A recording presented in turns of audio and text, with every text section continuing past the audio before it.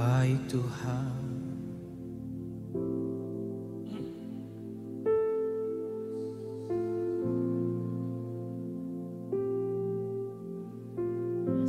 Yang setia dan selalu menyertai setiap kami.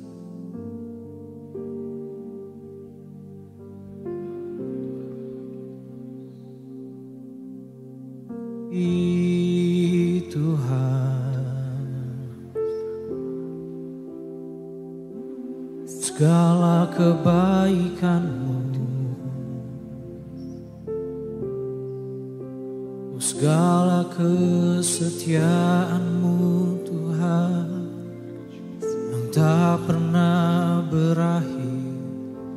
Kau besar Tuhan, Kau besar Tuhan. Haleluya.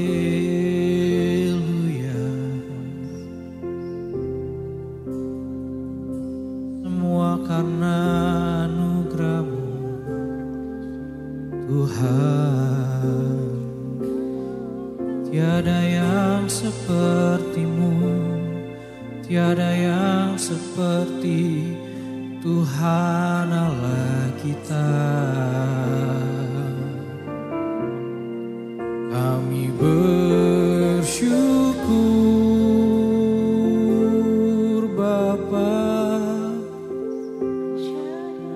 segala pemberian-Mu baik.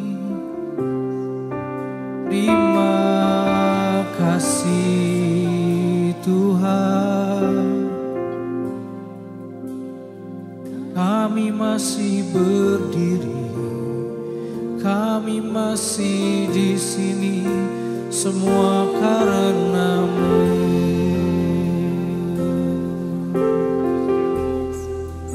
Semua karena anugerah Tuhan yang tak pernah berhenti. Terima kasih Tuhan, terima kasih Tuhan. Kami mau berikan segalanya bagi Tuhan Allah kami. Ini hati kami Tuhan, di seluruh hidup kami persembahkan di hadapan-Mu.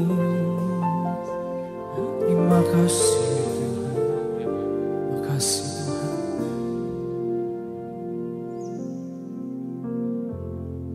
Bapa, hari ini kami berkumpul di hadirat-Mu Tuhan, karena kami beriman dan percaya bahwa Tuhan Allah kami hadir di tempat ini. Dan Tuhan Allah kami terus berjalan bersama kami sepanjang umur hidup kami. Kami melihat kebaikan Tuhan. Engkau begitu baik dan tidak pernah berhenti Tuhan menyertai kami. Dan hari ini Tuhan, biar ini menjadi bagian kami untuk datang dengan segenap hati, dengan hati yang terbaik menghadap kepada Raja segala Raja. Kami mau berikan pujian kami bagi-Mu Tuhan. Terima kasih Tuhan, terima kasih Tuhan. Mari segenap jemaat Tuhan yang hadir di tempat ini, mari ambil waktu pribadi, mari ambil space pribadi. Hari ini mari kita menghadap Tuhan Allah kita. Mari kita berikan penyembahan yang terbaik dari hati yang terdalam.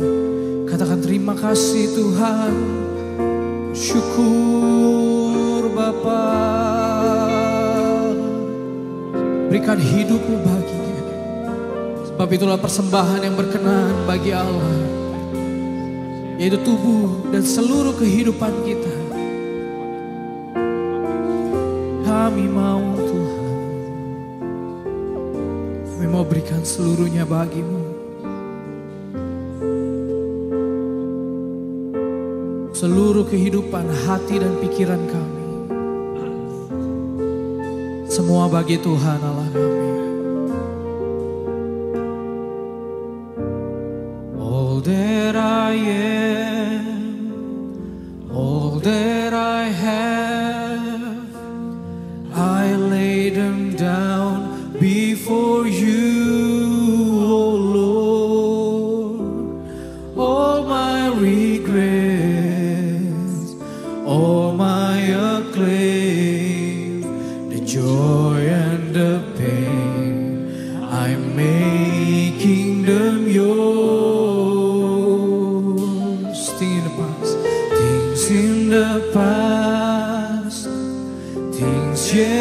unseen, wishes and dreams that are yet to come true. All my hopes, all of my hopes, all of my plans, my heart and my hands are lifted to you. Lord, I offer my life to you, everything I've been through. Use it for your glory. Lord, I offer my days to you, lifting my praise to you as a pleasing sacrifice. Lord, I offer you my life. We offer everything. Things in the past, things in the past, things yet unseen, wishes and dreams that are yet to come true. All of my hopes and all of my plans, my heart and my hands are lifted to you.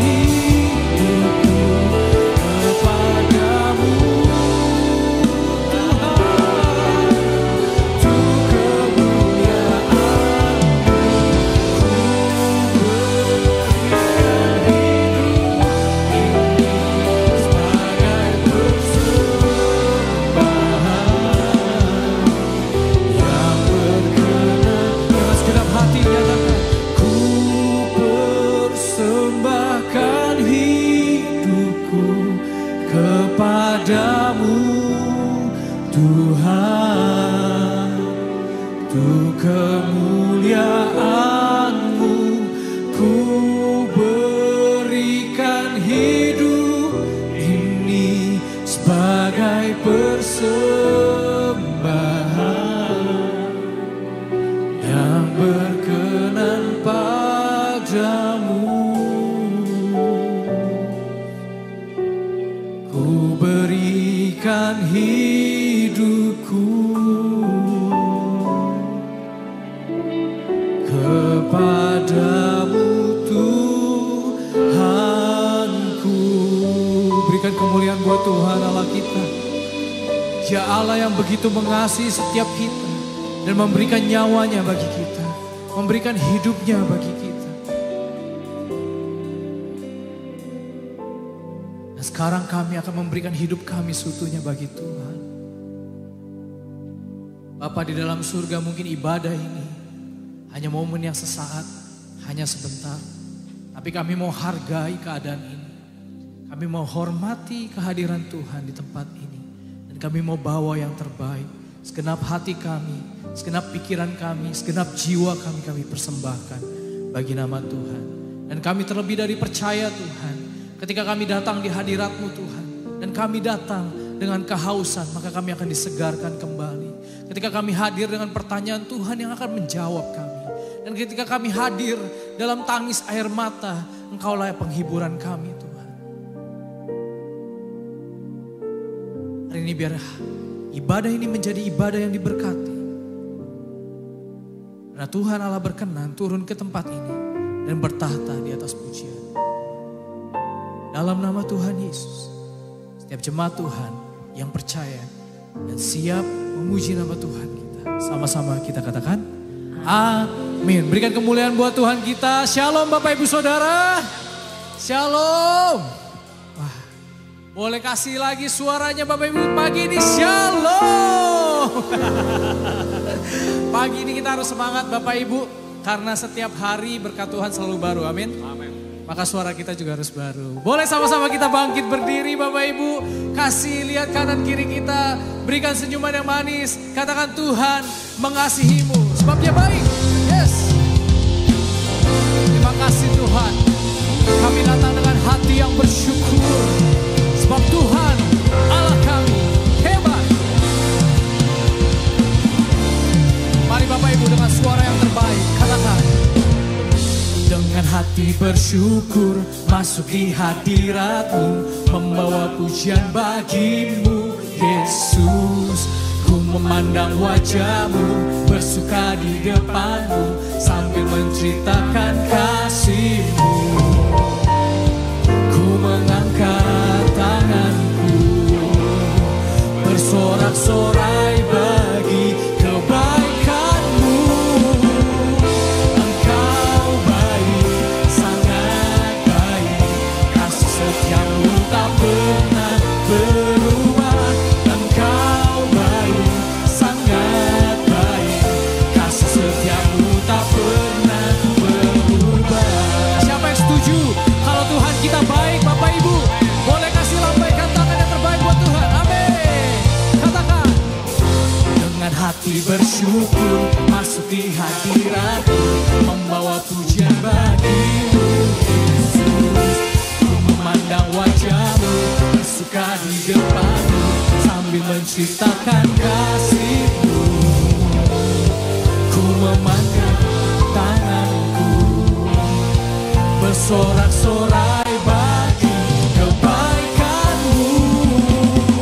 Engkau baik, sangat baik, kasih setia-Mu tak pernah berubah. Engkau baik, sangat baik, kasih setia-Mu. Katakan Dia baik. Engkau baik, sangat baik, kasih setia-Mu tak pernah berubah.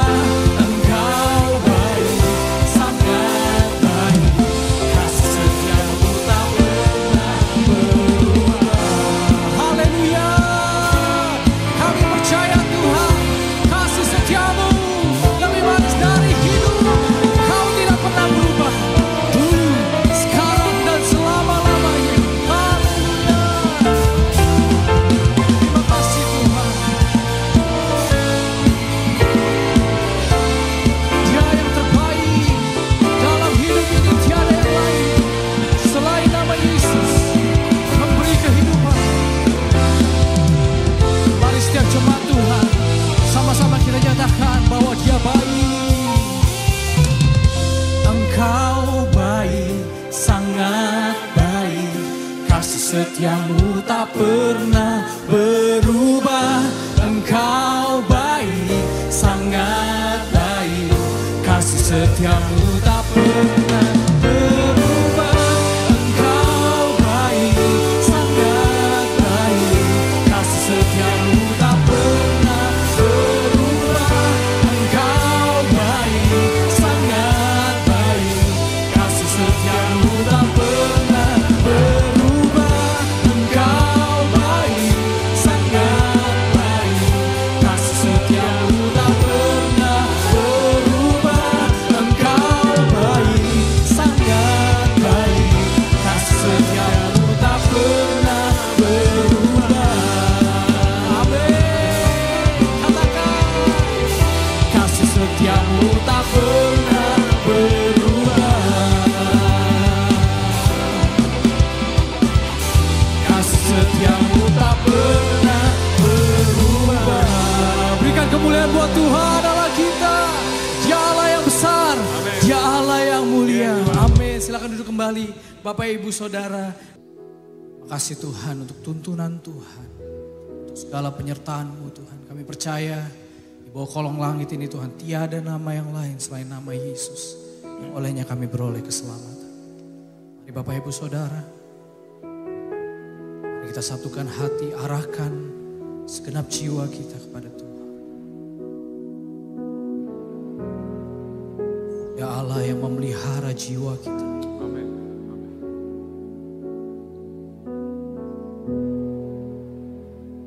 Dialah jalan kehidupan yang benar bagi kita. Terima kasih Tuhan. Selain Kau tiada yang lain.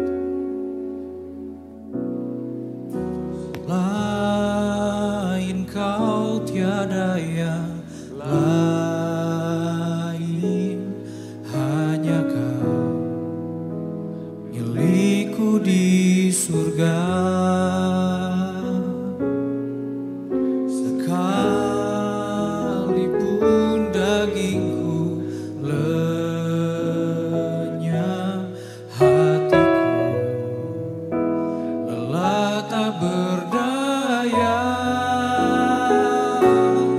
Ku sembah Engkau, Allah yang perkasa. Ku sanjung tinggi namamu di hidupku, Tuhan, tiada yang lain. Hanya Kau satu di hatiku. Hanya Kau Tuhan, hanya Kau.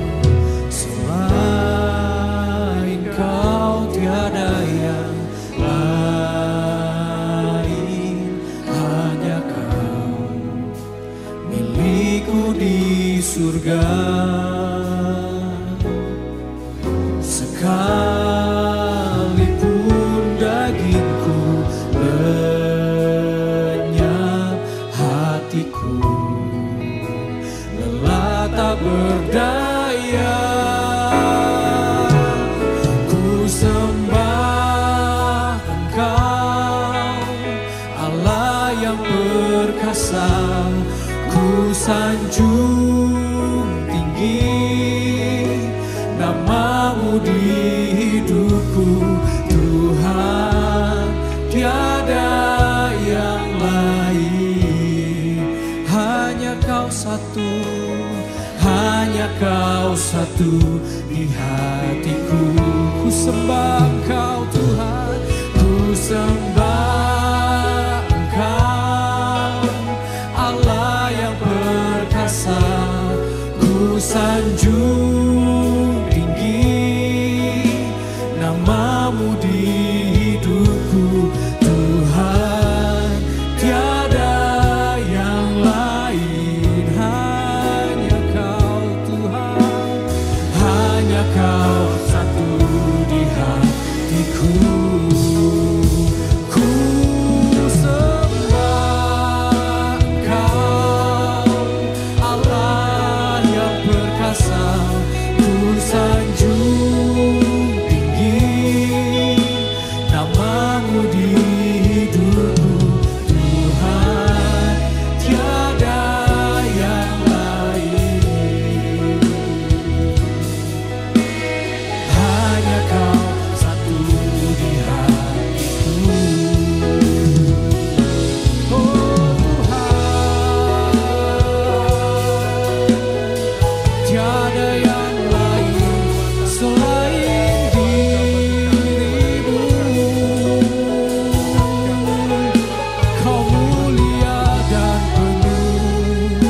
kasih sayang Tuhan.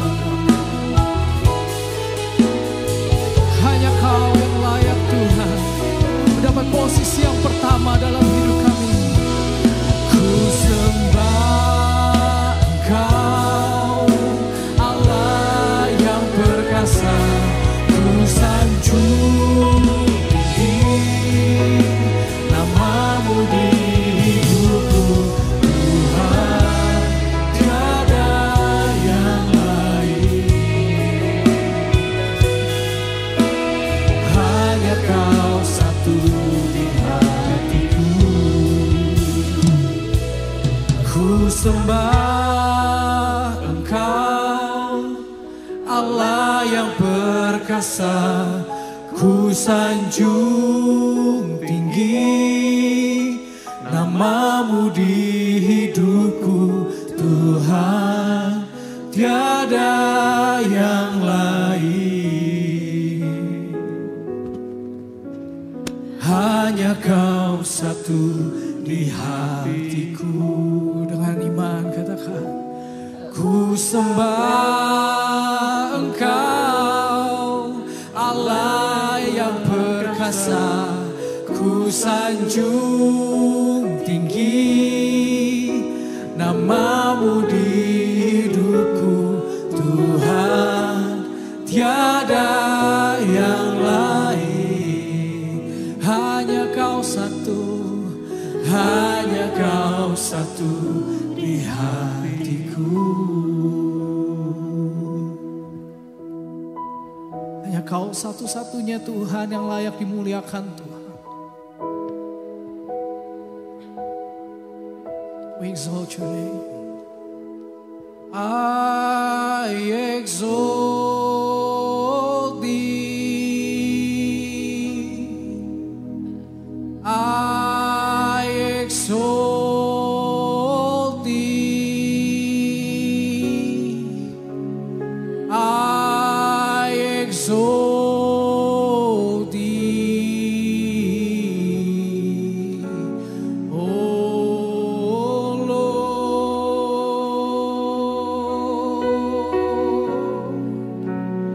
I exalt Thee. I exalt Thee. I exalt Thee, oh Lord. Mari sama-sama setiap jemaat kita bangkit berdiri, kita muliakan Tuhan. I exalt Thee. I exalt Thee. We exalt Your name. I exalt Thee, oh Lord.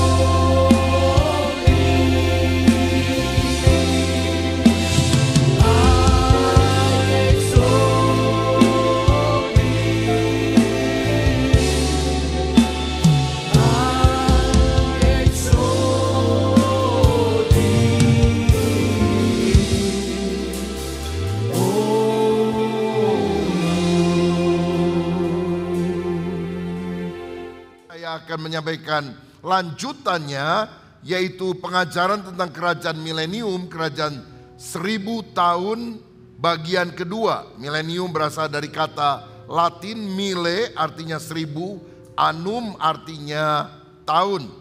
Dan judul khotbah sore ini adalah keadaan di kerajaan milenium dan peristiwa setelahnya.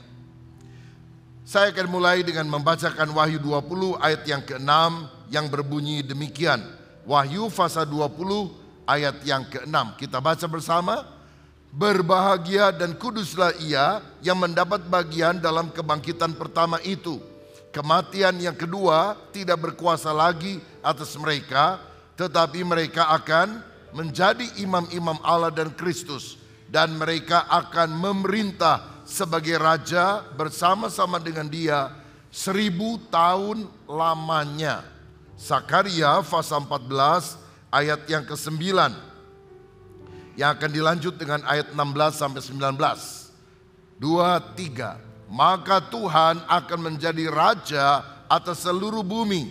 Pada waktu itu Tuhan adalah satu-satunya dan namanya satu-satunya. Ayat 16. Maka semua orang yang tinggal dari segala bangsa yang telah menyerang Yerusalem akan datang tahun demi tahun untuk sujud menyembah kepada Raja Tuhan semesta alam dan untuk merayakan hari raya Pondok Daun. 17. Tetapi bila mereka dari kaum-kaum di bumi tidak datang ke Yerusalem untuk sujud menyembah kepada Raja Tuhan semesta alam, maka kepada mereka tidak akan turun hujan.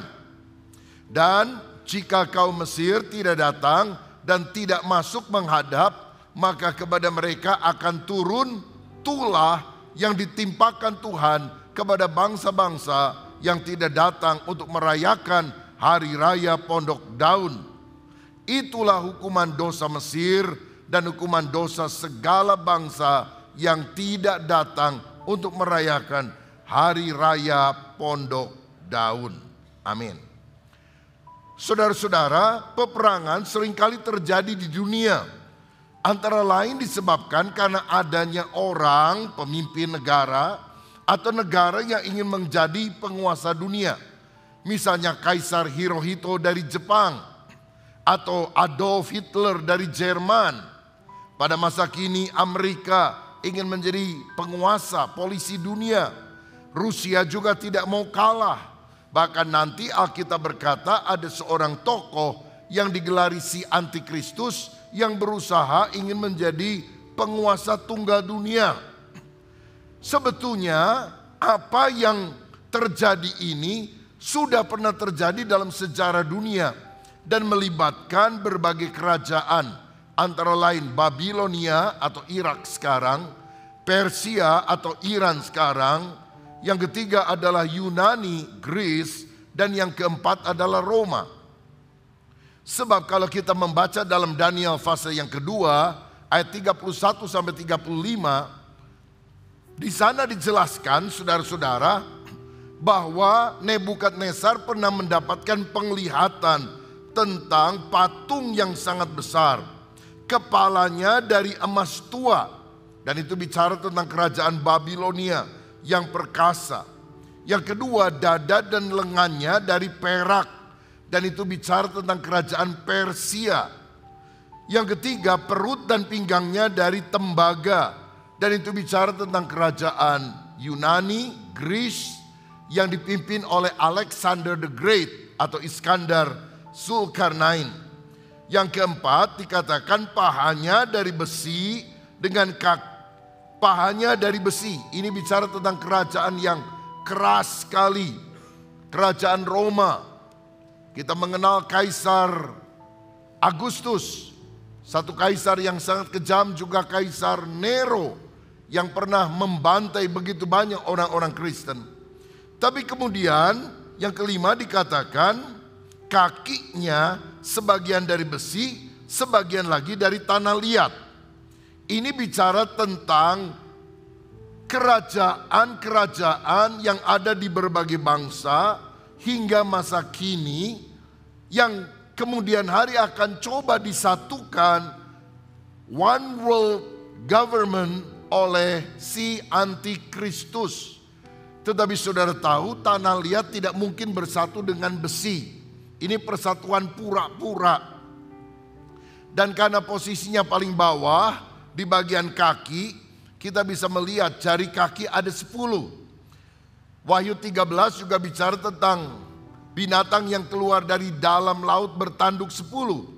Ini kemungkinan bicara tentang 10 negara yang berkoalisi dan lokasinya adalah di sekitar Laut Tengah yang dulu diduduki oleh kerajaan Roma.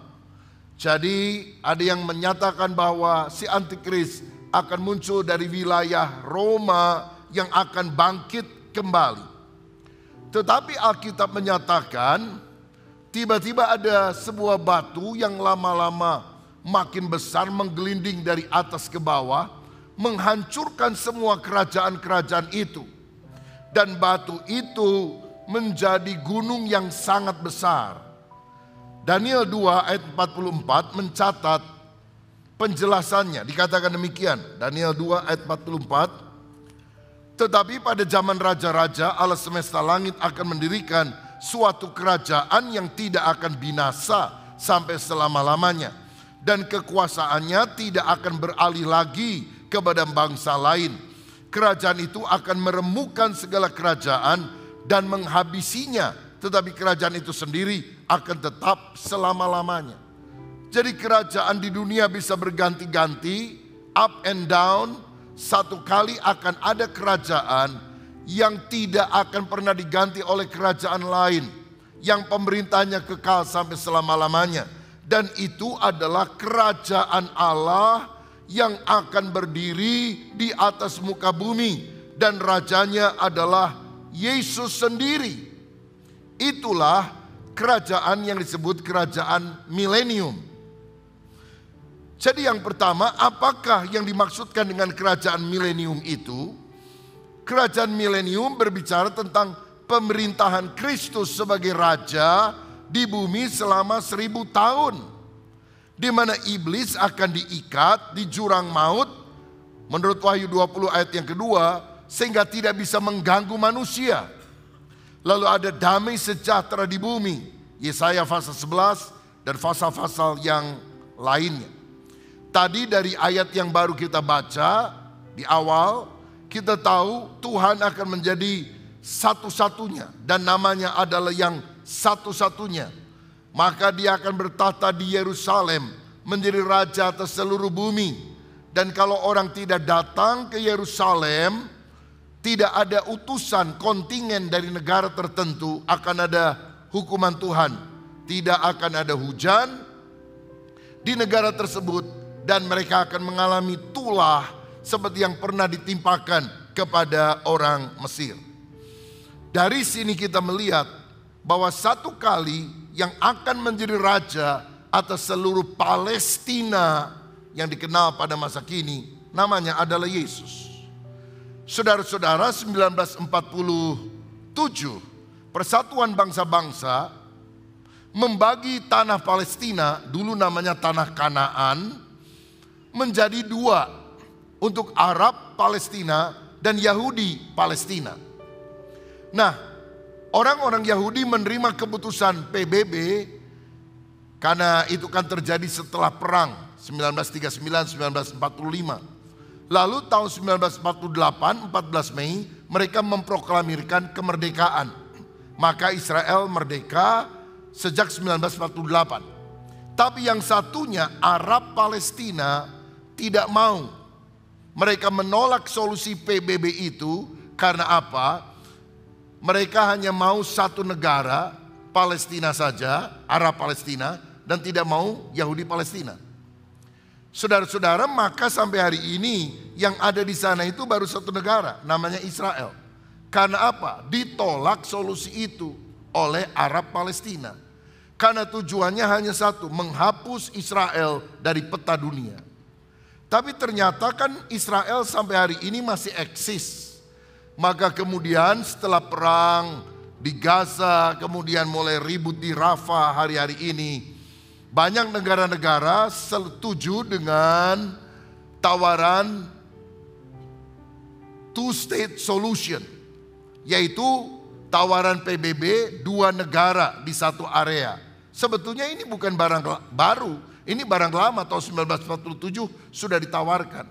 Nah kemudian banyak negara mayoritas mendukung hal tersebut. Hanya beberapa negara seperti Amerika dan yang lainnya belum setuju akan hal tersebut.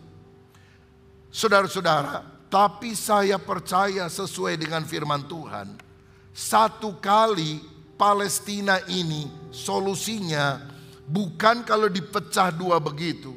Solusinya pada waktu Yesus datang kembali, dia akan menjadi raja di Yerusalem dan dia akan memerintah dari Palestina yang dikenal pada saat ini. Jadi Palestina siap atau tidak siap, setuju atau tidak setuju, yang akan jadi raja yang bisa mempersatukan hanya satu, Yesus Kristus. Namanya akan jadi satu-satunya dan dia akan menjadi raja satu-satunya.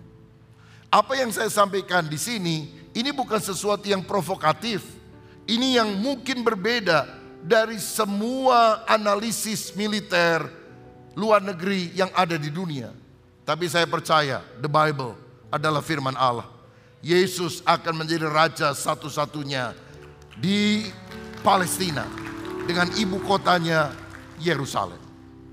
Nah saudara-saudara, jadi apakah kerajaan milenium itu?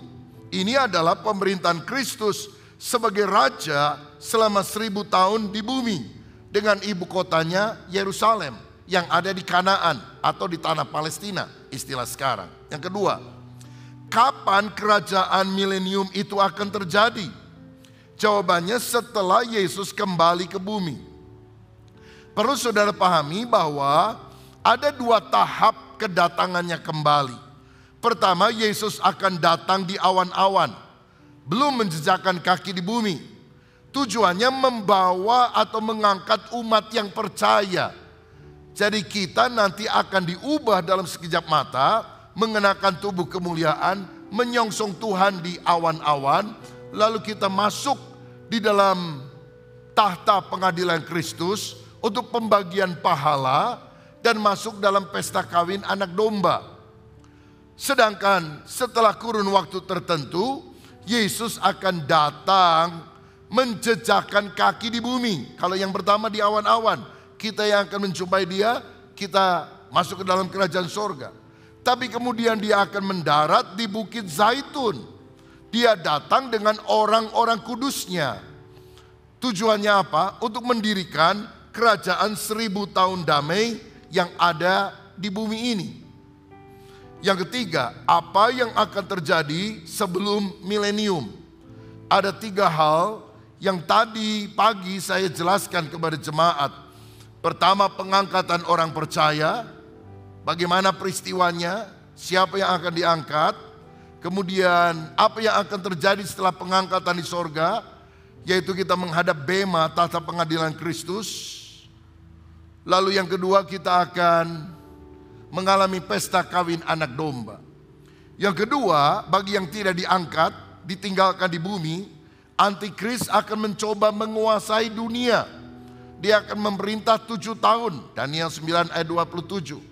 Apa yang akan terjadi pada 3,5 tahun pertama dan apa yang akan terjadi pada 3,5 tahun yang kedua, saya juga jelaskan di dalam bagian pertama yang saudara bisa cari di YouTube-nya tentang hal ini, tentang kerajaan 1000 tahun part 1. Yang ketiga, Kristus akan datang kembali ke bumi dengan tujuan mendirikan kerajaan milenium. Saya tidak akan bahas lagi karena tadi pagi ini sudah saya bahas. Jadi saudara tinggal cari YouTube-nya.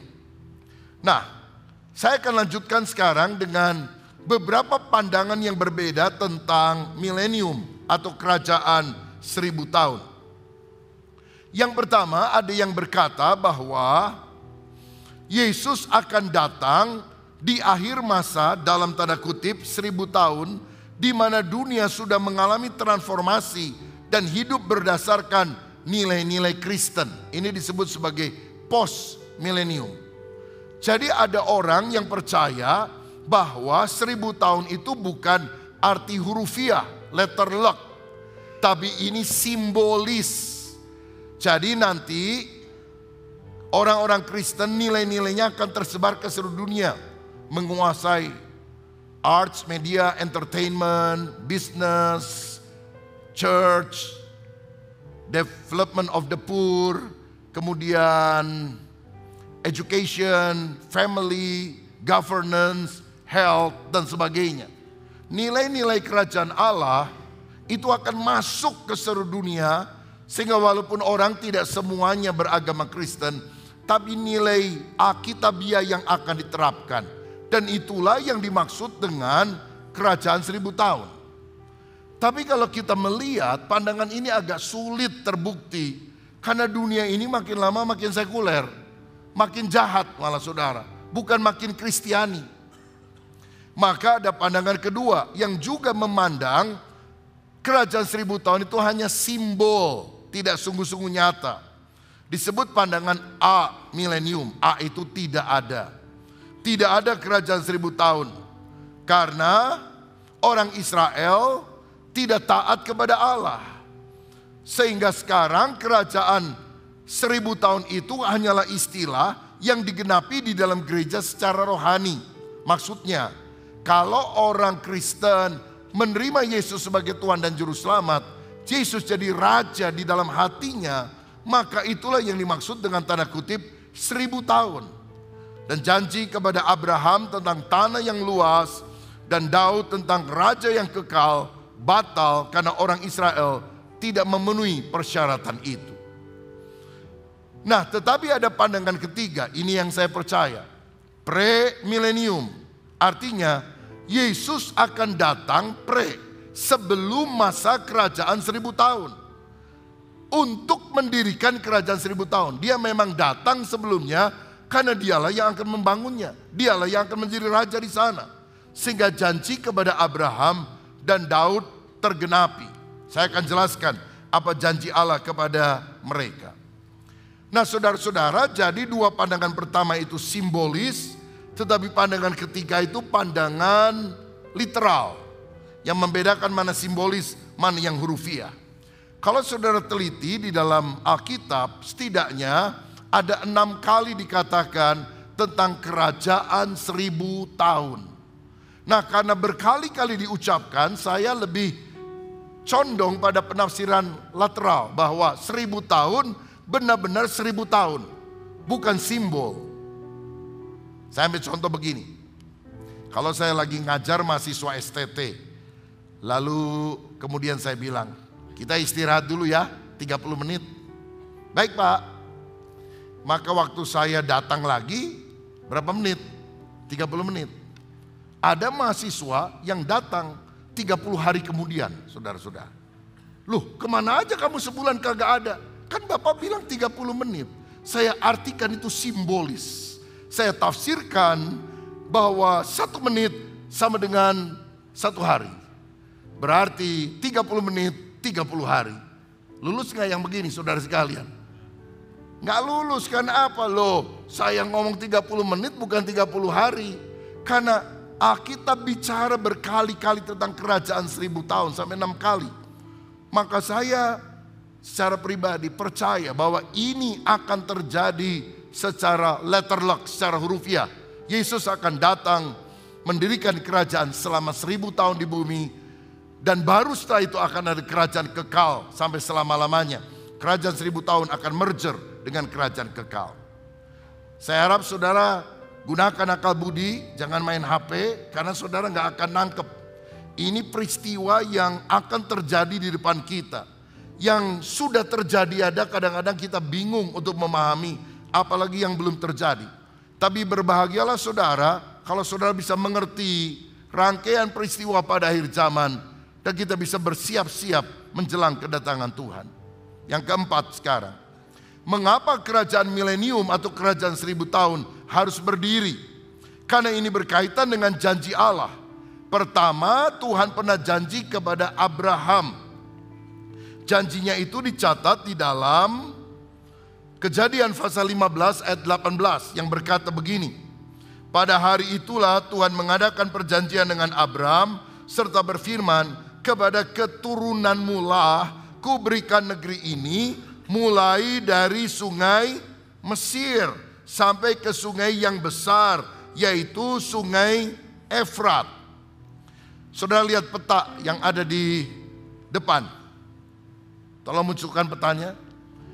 Israel itu kan sekarang kecil daerahnya. Padahal Tuhan janji kepada Abraham, nanti kepada keturunanmu, daerahmu dari Egypt, dari Mesir, sungai Nil, sampai ke sungai Efrat yang ada di Irak sekarang.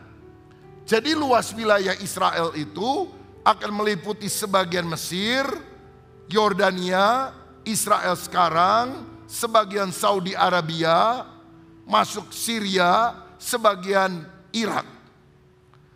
Bahkan Daud, Salomo pada masa kejayaannya belum pernah punya teritori sebesar ini pada Tuhan menjanjikannya. Dan janji Allah ini unconditional, tanpa syarat. Karena Tuhan tidak menuntut kalau kamu begini-begini maka, bukan jika maka. Tapi Tuhan memberikan janji tanpa ada persyaratan apapun kepada Abraham, si penerima janji itu. Ini kan belum digenapi. Kapan digenapinya? Kalau Allah berjanji, dia tidak akan ingkar janji. Kerajaan Israel, wilayahnya akan seluas itu. Kapan itu terjadi? Saya yakin itu akan terjadi kelak dalam kerajaan 1000 tahun di mana Yesus akan memerintah sebagai raja. Tetapi yang kedua, janji Allah kepada Daud. Dalam 2 Samuel 7 ayat 16, Tuhan berjanji begini, keluarga dan kerajaanmu, Daud, akan kokoh untuk selama-lamanya di hadapanku. Tahtamu akan kokoh untuk selama-lamanya. Saya mau tanya, Daud mati, lalu kerajaannya diganti, rajanya diganti oleh anak Daud. Namanya siapa? Salomo. Selama-lamanya tidak. Tidak, mati juga. Anak Salomo Rehabeam. Selama-lamanya atau tidak? Tidak. Jadi sampai hari ini janji Allah kepada Daud itu belum digenapi. Janji ini juga unconditional, tanpa syarat. Maka kemudian orang-orang Yahudi percaya bahwa janji Allah akan digenapi, Yerusalem akan dipulihkan dan menjadi pusat pemerintahan dunia, di mana akan ada seorang raja yang diurapi. Yang diurapi itu bahasa Yunaninya Kristus, bahasa Ibraninya Mesias, Mesaya, yang akan duduk di atas tahta Daud dan dia akan memerintah selama-lamanya. Siapa Mesias itu? Orang Yahudi nggak percaya itu adalah Yesus. Tapi orang Kristen percaya Mesias sudah datang, namanya Yesus. Tapi karena ditolak oleh orang Yahudi, dia kembali ke rumah Bapa, tapi dia akan datang kembali, saudara-saudara. Dan akan menjadi raja yang memerintah 1000 tahun lamanya, yang kemudian akan merger, dilanjutkan dengan kerajaan kekal yang disebut sebagai langit baru dan bumi baru. Saudara-saudara, kenapa pandangan premilenium ini kita terima? Karena Tuhan pernah janji kepada Abraham, pernah janji kepada Daud tentang tanah yang luas, tentang raja yang kekal, dan kalau Allah janji, dia akan menggenapinya. Kapan digenapi? Pada waktu kerajaan 1000 tahun damai di atas muka bumi. Jadi nanti kerajaan-kerajaan itu akan diperintah dari Yerusalem. Oleh siapa? Yesus. Karena semua nabi mati dan tidak bangkit. Hanya Yesus mati, bangkit, naik ke sorga dan akan datang kembali. Sebagai apa? Raja di atas segala raja, hakim di atas segala hakim. Kenapa rajanya nggak bisa pemimpin agama yang lain? Karena semuanya mati. Hanya Yesus mati, bangkit, naik ke sorga. Alkitab berkata, setiap lutut akan bertelut, semua lidah akan mengaku bahwa Yesus adalah Tuhan. Mengaku Yesus adalah Tuhan sekarang, keselamatan Tuhan berikan. Mengaku Yesus sebagai Tuhan nanti, ketika semua terpaksa, mau nggak mau, percaya nggak percaya, harus berteguk lutut dan berkata, oh benar ya, ternyata Yesus yang jadi raja atas alam semesta. maka itu adalah waktu penghukuman karena engkau tidak pernah percaya kepada Yesus. Karena itu bukalah hatimu untuk menerima Yesus sebagai Raja dunia, Raja sorga sekarang sampai selamanya. Yang kelima, bagaimana keadaan di kerajaan milenium? Apakah nanti sama kondisinya atau tidak? Saudara, beberapa ayat menunjukkan binatang dan tumbuhan seperti di Eden, domba akan bermain dengan serigala. Anak bayi akan bermain di samping ular tedung, ular kobra yang berbisa, tapi tidak akan menggigit. Yesaya 11, Yesaya 65 mencatat hal itu. Semua akan subur, makmur, gemah, ripah, loh, jinawi. Domba bermain dengan serigala. Tidak ada lagi penyakit. Yesaya 33 ayat 24, Yesaya 35 ayat 5 sampai 7. Saudara bisa catat, nanti saudara bisa baca. Kecuali orang berdosa. Jadi dalam kerajaan milenium masih ada orang berdosa. Dalam kerajaan kekal nanti tidak ada dosa. Siapa yang masih berdosa dan kemudian dihukum oleh Allah? Yang tadi ayatnya di awal kita baca. Bangsa-bangsa yang tidak taat merayakan hari raya Pondok Daud akan kena tulah. Nggak turun hujan, lalu kena 10 tulah yang pernah ditimpakan kepada orang Mesir.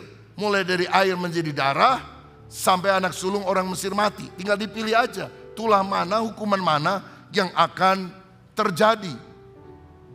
Saudara-saudara, kemudian Kristus akan memerintah dengan tongkat besi atau gada besi. Wahyu 19 ayat 15.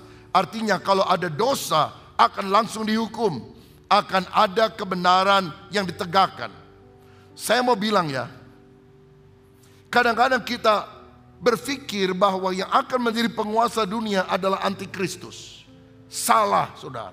Antikristus tidak akan pernah menjadi raja dunia. Dia berusaha menguasai berbagai kerajaan. Dia ingin mendirikan one world government, satu pemerintahan dunia. Dia berusaha, tapi akan gagal. Makanya disebut 666. 6 adalah angka manusia yang diciptakan pada hari ke-6. Berkali-kali dia ingin menjadi Tuhan. Anti-Kristus, artinya lawan Kristus. Kalau Tuhan itu angka yang disimbolkan adalah 7. 7. 7 cawan, 7 materai, 7 sangkakala, 7 cawan. 7 sidang jemaat yang ada di Asia Kecil. Ada angka 777, paling banyak angka yang dicatat dalam kitab Wahyu. Bukan 666, tapi 777. Jadi sebetulnya 666 adalah sindiran Allah kepada si antikris. Kamu manusia yang berusaha ingin jadi Tuhan, 6 mau jadi 7. 6, gagal, dan gagal lagi.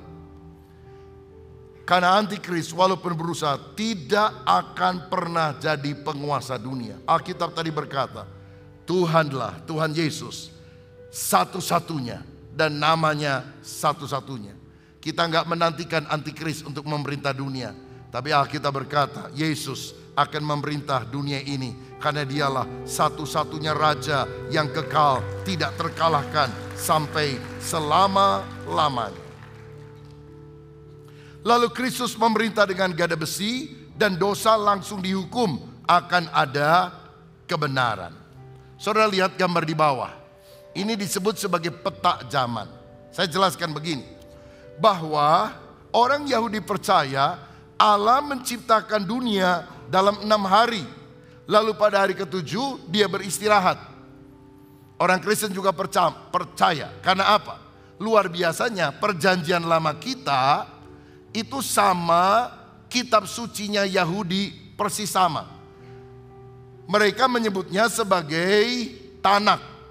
Singkatan Torah, Nebiim, Ketubim. Torah itu Torat. Nebiim itu kitab nabi-nabi. Ketubim itu kitab-kitab yang lain. Isinya persis sama, saudara. Luar biasanya, Old Testament, Bible, satu buku suci yang sama, dipercaya 2 agama. Yudaisme sama Kristen.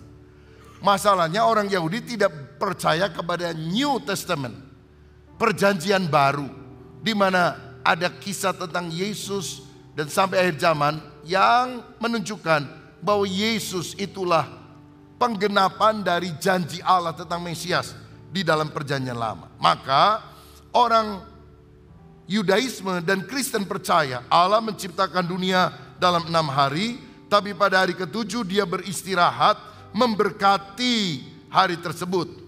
Orang Yahudi juga yakin 1 hari sama dengan 1000 tahun. Dan 1000 tahun sama dengan 1 hari. Saudara-saudara, kita harus tahu bahwa menurut penanggalan Yahudi, tahun ini bukan 2024. Itu 2024 Masehi, sejak penghitungan Kristus lahir. Tetapi orang Yahudi percaya bahwa Adam diciptakan pada tahun pertama perhitungan Yahudi. Dan tahun sekarang menurut penanggalan Yahudi tahun berapa saudara tahu?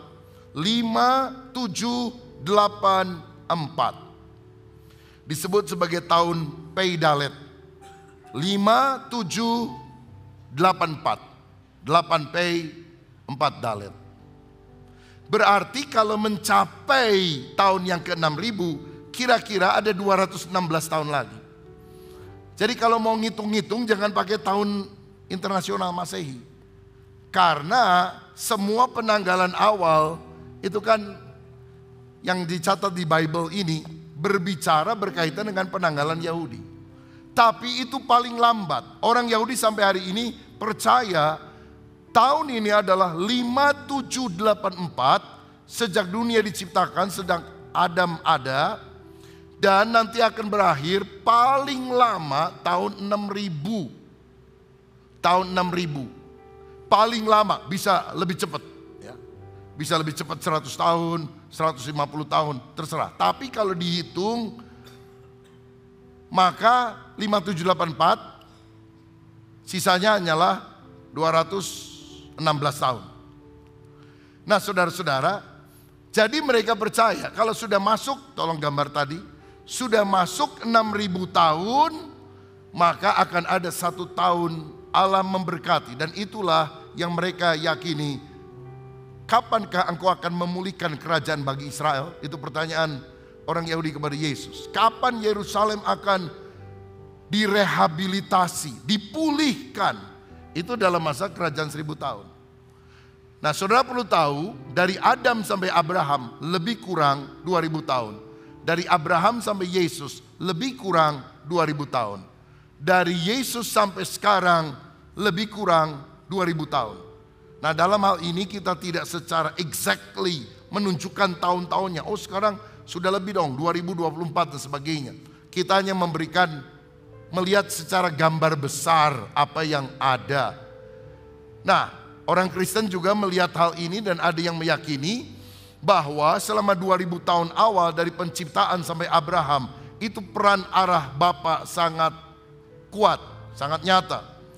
Lalu dari zaman Abraham, pembentukan Israel, muncul janji tentang Mesias yang digenapkan ketika Yesus datang, lahir, kemudian mati, bangkit, naik ke sorga.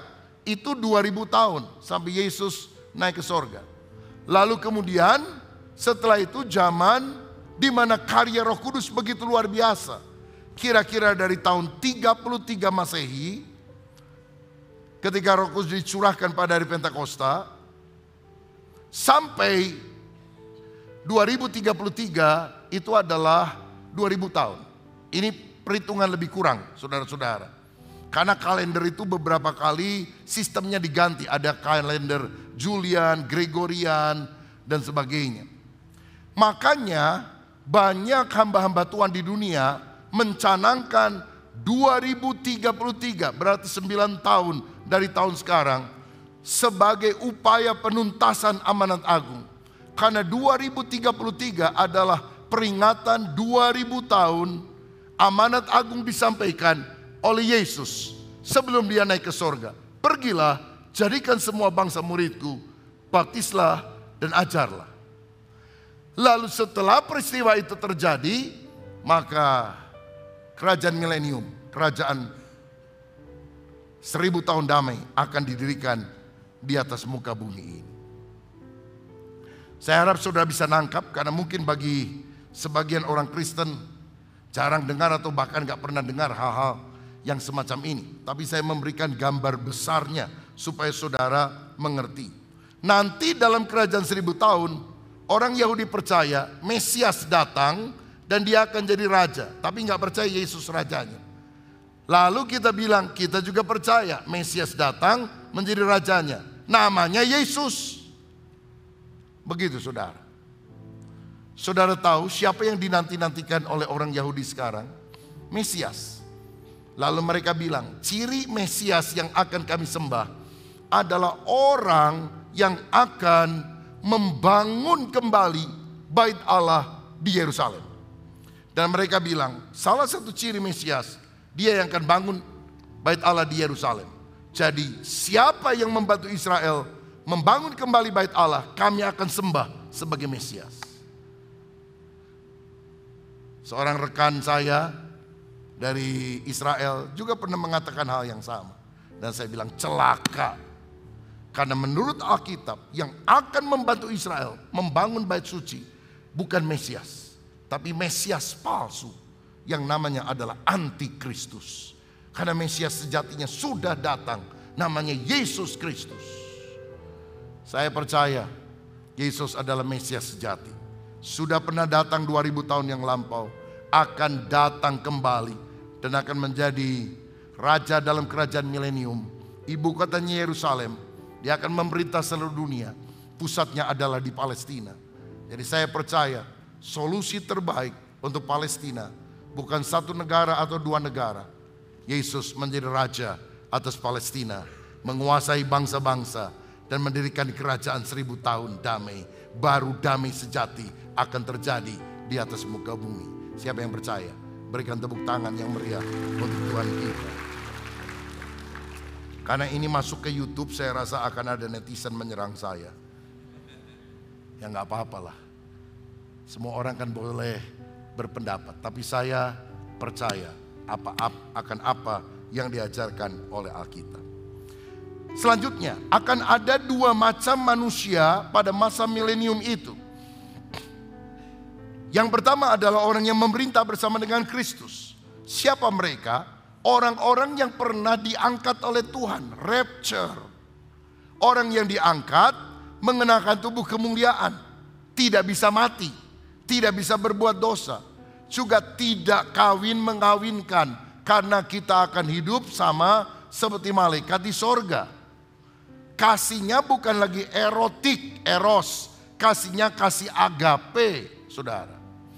Tetapi yang kedua, ada orang-orang yang diperintah, yaitu manusia yang masuk kerajaan 1000 tahun dengan tubuh biasa, yang masih bisa berbuat dosa.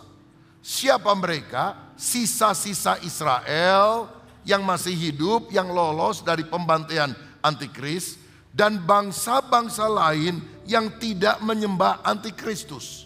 Itu boleh masuk dalam masa kerajaan 1000 tahun. Masih akan ada bangsa-bangsa di dunia, kerajaan-kerajaan di dunia, tapi pusat pemerintahan ada di Yerusalem. Dan mereka semuanya akan diperintah dari pusatnya. Jadi kalau negara-negara yang lain semacam gubernur-gubernur begitulah, rajanya tetap ada di Yerusalem. Bagaimana keadaan orang yang diperintah? Masih ada perkawinan dan kelahiran. Ingat, orang yang sudah diangkat tidak pakai tubuh, darah dan daging, nggak bisa kawin. Karena apa? Sudah disempurnakan dengan tubuh seperti yang dimiliki Yesus setelah dia bangkit dari antara orang mati. Tapi yang belum mengenakan tubuh kemuliaan, masih ada perkawinan, masih ada kelahiran. Berarti masih ada kematian bagi orang yang belum mengenakan tubuh kemuliaan. Usia mereka akan panjang.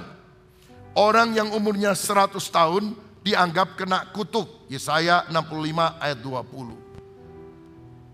Saudara ingat waktu manusia belum jatuh dalam dosa, umurnya berapa? Mendekati 1000 tahun kan? Adam 900, tahun. Orang yang paling tua 969 tahun. Namanya siapa? Metusalah. Metunya salah aja sudah 969. Apalagi metunya benar, saudara sekali. Jadi nanti kondisi dunia ini akan dipulihkan seperti pada zaman Eden. Bukan tidak berdosa, nanti yang langit bumi baru yang tidak ada dosa. Masih ada dosa, tapi kondisi jauh sudah lebih bagus. Sehingga umur manusia akan panjang. Bisa mendekati 1000 tahun. Orang yang 100 tahun dianggap kena kutuk. Jadi akan ada percakapan emak-emak begitu saudara. Aduh, tetangga saya kemarin mati, padahal masih muda. Umur berapa bu? 100 tahun, muda banget ya. Ya masih remaja lah, anak-anak dia udah mati. Nah kalau sekarang, waduh 100 tahun udah langka saudara-saudara. Nanti akan terjadi. Masih bisa berdosa, perlu bertobat dan percaya Yesus. Makanya dalam masa kerajaan 1000 tahun masih akan ada penginjilan, masih akan ada pertobatan. Ada orang bilang, Pak, udah akhir zaman, ngapain bangun gereja gede-gede? Sebentar lagi antikris datang. Saya jawab, antikris cuma 7 tahun, lalu dibinasakan Tuhan. Nanti akan ada masa 1000 tahun, kita masih bisa menginjil, kita masih bisa memberita bersama dengan Kristus. Selanjutnya saudara sekalian, satu bahasa saja di dunia, Zefanya 3 ayat 9. Saya nggak tahu bahasa apa, mungkin bahasa Ibrani. Yang jelas bukan bahasa Jawa atau bahasa Sunda, saudara. Dan akan ada damai sejahtera. Yeremia 32 ayat 27. Bagian ke-6. Apa yang terjadi setelah kerajaan milenium? Nah saudara, di akhir masa 1000 tahun, iblis akan dilepas dan menggoda manusia untuk berontak melawan Allah. Inilah yang disebut sebagai perang Gog dan Magog, jilid kedua. Jilid pertama itu sebelum Harmagedon. Israel akan diserbu oleh Gog dari utara. Tampaknya adalah Rusia dan sekutunya, Turki, Iran dan sebagainya. Menjepit Israel dengan kerajaan selatan dari Afrika, Ethiopia dan sebagainya. Tapi akan ada Gog Magog jilid 2. Yaitu setelah iblis ditawan 1000 tahun, dimasukkan dalam jurang maut, tapi kemudian dilepas untuk sementara waktu untuk menguji manusia. Apakah manusia setelah rajanya Yesus, umurnya panjang, damai sejahtera, kaya raya, makmur, gemah, ripah, loh jinawi, masih bisa digoda enggak? Ternyata masih banyak orang yang tergoda. Makanya keselamatan itu tidak bisa sekedar karena lingkungannya baik. Harus ada kelahiran baru, saudara. Itu yang bisa mengubah hidup manusia.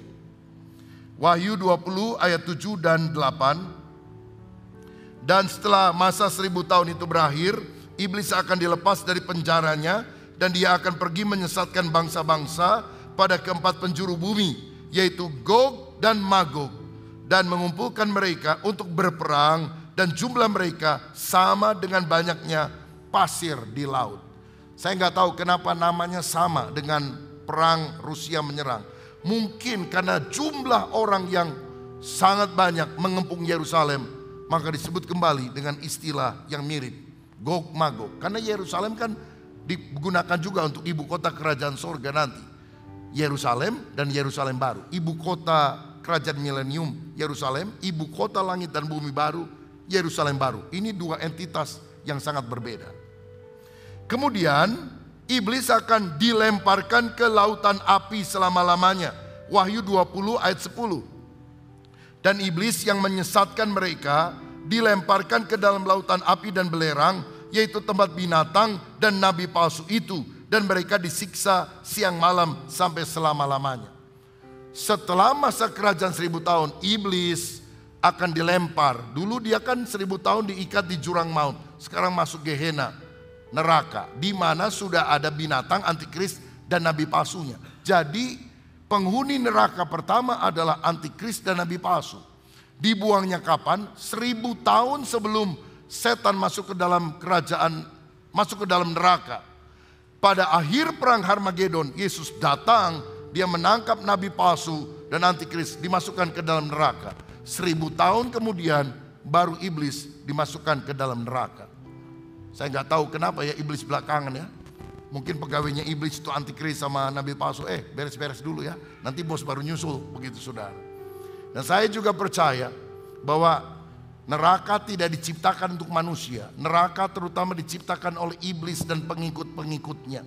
Dan yang paling banyak menderita aniaya penghukuman di neraka bukan manusia, tapi iblis. Karena ada derajat kemuliaan berbeda dalam kerajaan sorga. Tadi pagi saya jelaskan itu. Dan ada derajat hukuman yang berbeda di api neraka. Jadi nggak mungkin nanti di neraka setan duduk di singgasananya, ketawa-ketawa, ha, bawa trisula, lalu nusuk-nusukin manusia. Karena yang paling disiksa adalah iblis itu sendiri. Dan bukan manusia. Walaupun manusia yang percaya kepada iblis tentu mengalami siksaan yang sangat luar biasa. Nah saudara-saudara, kemudian manusia berdosa akan bangkit dan dihakimi. Ini yang disebut sebagai kebangkitan kedua. Di tahta putih yang besar. Lalu mereka akan dicampakkan ke neraka. 1000 tahun sebelumnya ada kebangkitan pertama, kebangkitan orang benar. Masuk bema, tahta pengadilan Kristus. Nggak untuk masuk surga atau masuk neraka, tapi membagi pahala. 1000 tahun kemudian kebangkitan kedua, orang tidak benar yang dibangkitkan. Masuk tahta putih yang besar. Bukan menentukan surga dan neraka, tapi menentukan derajat hukuman berbeda yang mereka akan terima di neraka. Nah saudara-saudara, karena semuanya akan dicampakkan di dalam neraka. Jadi kalau orang sekarang mati ada di mana? Kini orang mati ada di alam maut, Hades. Yang percaya kepada Yesus, klik, itu duduk di pangkuan Abraham di Firdaus. Lukas 16 ayat 23, Lukas 23 ayat 43. Jadi akan ada dua kebangkitan. Pertama kebangkitan orang percaya sebelum rapture, pengangkatan dan masuk ke sorga. Yang kedua orang tidak percaya setelah kerajaan 1000 tahun semua akan dimasukkan ke neraka. Makanya Alkitab berkata berbahagialah mereka yang bangkit pada kebangkitan yang pertama. Karena neraka penghukuman kekal tidak akan mereka alami sampai selamanya. Dan setelah ada penghakiman tahta putih yang besar bagi orang yang berdosa dan dicampakkan ke dalam neraka, Alkitab berkata langit dan bumi kita akan lenyap. Itu yang disebut kiamat. 2 Petrus 3 ayat 10, tetapi hari Tuhan akan tiba seperti pencuri. Pada hari itu langit akan lenyap dengan gemuruh yang dahsyat dan unsur-unsur dunia akan hangus dalam nyala api dan bumi dan segala yang ada di atasnya akan hilang lenyap. Tuhan pernah menghukum dunia dengan air bah. Tuhan bilang aku tidak akan hukum lagi dengan air bah, tapi dia akan hukum dunia dengan hujan api dan belerang. Saudara-saudara, ini yang disebut sebagai kiamat. Langit kita, bumi kita sekarang tidak akan ada lagi. Karena apa? Sudah tercemar oleh dosa sehingga dibinasakan oleh Tuhan. Itulah yang disebut kiamat. Jadi saya mau bilang kiamat masih jauh. Karena setelah kerajaan 1000 tahun. Yang lebih dekat apa? Rapture, pengangkatan orang percaya. Itu nggak terduga, itu bisa terjadi kapan saja. Kiamatnya masih jauh. Setelah kerajaan 1000 tahun. Lalu setelah langit dan bumi yang lama musnah, Tuhan akan menciptakan langit yang baru dan bumi yang baru. Akan ada langit, akan ada bumi, tapi nggak seperti ini. Nggak ada, akan beda saudara. Sekarang kan ada benua Australia terpisah dari Afrika, dari Amerika. Nanti akan ada langit yang baru dan bumi yang baru. Bentuknya bagaimana kita belum tahu. Next slide, coba lihat gambar ini supaya saudara gampang nangkepnya. Old Testament period, zaman perjanjian lama. Lalu kemudian Roh Kudus dicurahkan pada hari Pentakosta. Kita masuk pada masa church age, zaman gereja sampai hari ini. Tapi kemudian kita nggak tahu tahun berapa, nggak lama lagi rapture, pengangkatan orang percaya akan terjadi. Orang yang diangkat akan menghadap judgment seat of Christ, kursi pengadilan Kristus. Lalu kemudian yang ditinggalkan akan mengalami tribulation, aniaya besar, 7 tahun pada masa Antikris. Setelah selesai 7 tahun, di akhir perang Harmagedon, Yesus akan datang menjejakkan kaki ke bumi.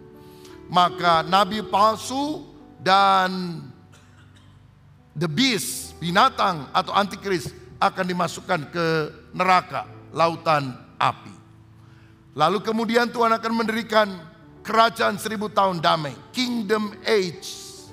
Setan akan dipenjara di jurang maut. Setelah kerajaan 1000 tahun berakhir, dia dilepaskan sebentar untuk menyesatkan orang-orang. Yang tersesat akan dilemparkan ke dalam neraka. Lalu great white throne, tahta putih yang besar, orang-orang berdosa akan dihakimi untuk menentukan derajat penghukuman di api neraka. Kemudian langit dan bumi akan lenyap.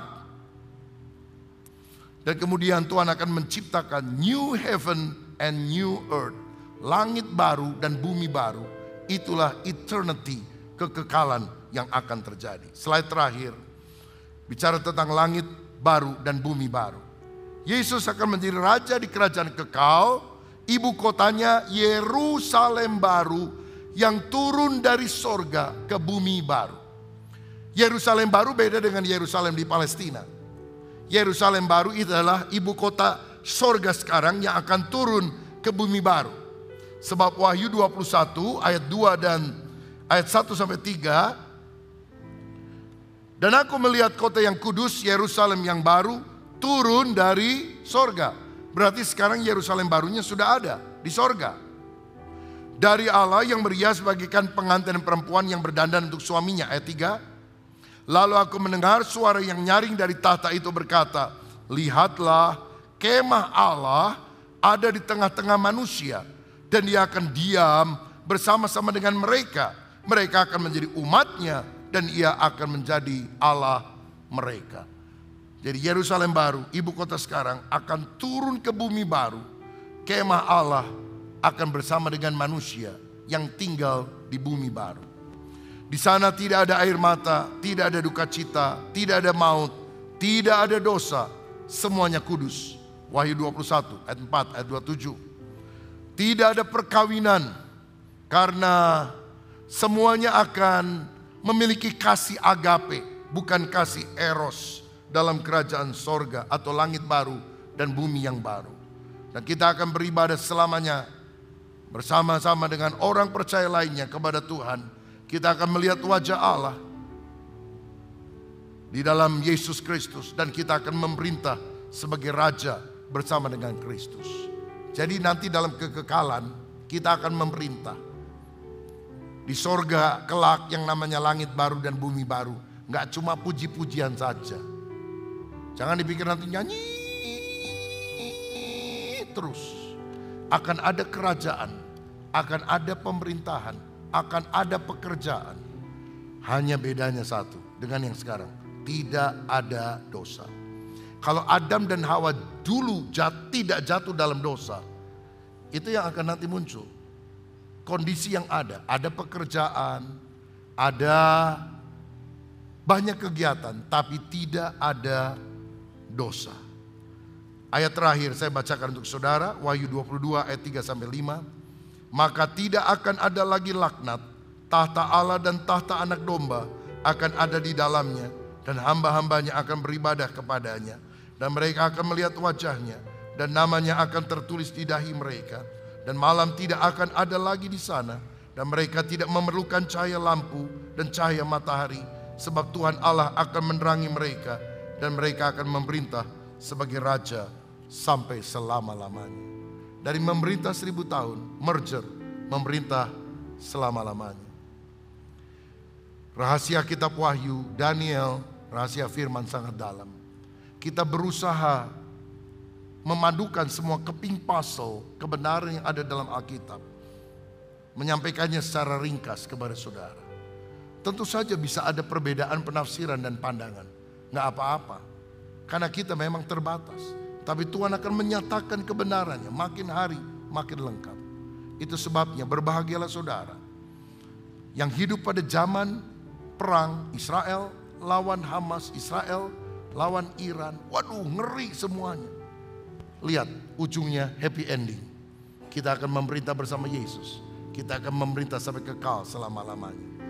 Yang penting kita hidup kudus, seperti mempelai wanita yang pakaiannya dari lenan halus. Hidup dalam kesucian, kekudusan, sehingga waktu Yesus datang, kita tidak ditinggalkan. Kita diangkat masuk ke dalam kerajaan sorga. Selamat malam, Tuhan Yesus memberkati kita semua. Amin. Mari kita berdoa bersama-sama Bapak Ibu. Kami mengucap syukur buat hari ini di mana kami kembali diingatkan untuk tetap mengasihi Tuhan. Bahkan melalui keluarga kami, melalui lingkungan dan hidup kami berdampak nama Tuhan dipermuliakan. Mari Tuhan kami mohon pimpinan kuasa Roh Kudus-Mu. Kiranya Allah Sang Kasih itu benar-benar menguasai kami. Sehingga apapun yang kami lakukan Tuhan, benar-benar kami bisa mengasihi. Bahkan kalau hari-hari ini ada keluarga yang mengalami konflik antara suami dengan istri, orang tua dengan anak, di dalam nama Tuhan Yesus Kristus, kiranya firman-Mu mendasari kehidupan kami menjadi tuntunan sehingga ada pemulihan bagi keluarga ini. Terima kasih Tuhan, berkat-Mu ada sekali lagi buat Om Julius. Kami mengucap syukur dalam kondisinya yang bukan muda lagi, tetapi hamba-Mu tetap semangat melayani Tuhan, tetap menyala-nyala melayani Tuhan, dan kiranya tetap pelayanan hamba-Mu ini menjadi teladan bagi kami semua untuk tetap bergairah melayani Engkau dengan segenap hati kami. Kau juga memberkati Tante Yulia sebagai pendamping Tuhan. Berikan kekuatan juga buat kesehatan di dalam nama Tuhan Yesus Kristus. Amin. Penyertaan Tuhan sempurna bagi keluarga hamba-Mu ini ya Bapa. Terima kasih Tuhan, memberkati juga buat Pak Rubin, buat Pak Swito, Christopher, tim gembala kami. Berkat-Mu ada bagi mereka, dan apapun yang mereka lakukan nama Tuhan dipermuliakan. Ada kesatuan hati, visi misinya Tuhan melekat dalam kehidupan mereka, sehingga kami sebagai domba-domba untuk tetap dekat pada Engkau. Memberkati bagi bangsa negara kami Tuhan. Kami percaya ada banyak program yang dicanangkan oleh Bapak Presiden Prabowo, Kabinet bersama dengan lembaga tinggi negara. Kami serahkan semuanya di dalam nama Tuhan Yesus Kristus. Hanya kedaulatan Tuhan saja yang terjadi bagi bangsa kami, sehingga bangsa kami tetap terus terjaga, dijauhkan dari konflik, dijauhkan dari perselisihan, dijauhkan dari roh perseteruan. Kami hanya mengundang roh damai sukacita daripada Tuhan, saling mengasihi di dalam nama Tuhan Yesus Kristus, dan gereja bergerak menjadi terang, menjadi garam dimanapun berada Tuhan, sehingga benar-benar Tuhan bangsa Indonesia tetap terjaga.